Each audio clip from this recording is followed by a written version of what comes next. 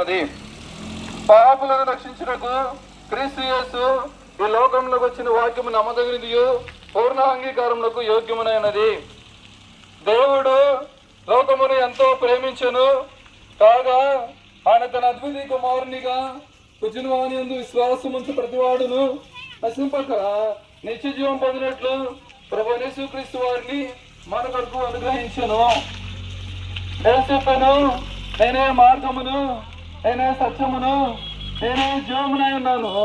నా ద్వారానే తప్ప ఎవరను తండ్రి వద్దకు అనగా పరలోక రాజ్యంలోనికి ప్రవేశింపనేరని ప్రభువైన యేసుక్రీస్తు వారు సెలవుచున్నారు.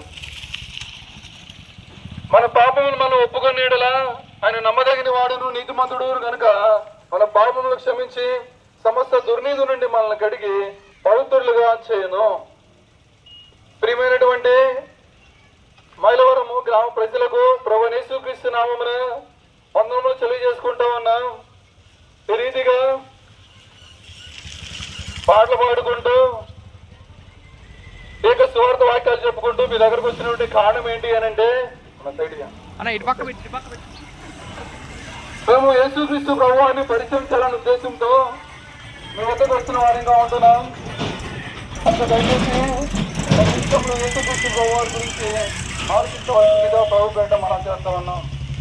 పరిశుద్ధ గ్రంథం బైబిల్లో ఈ రీతిగా రాయబడినది, తన పాపములకు పరిహారం నొందినవాడు, ఆత్మలో కపటం లేనివాడు, యెహోవా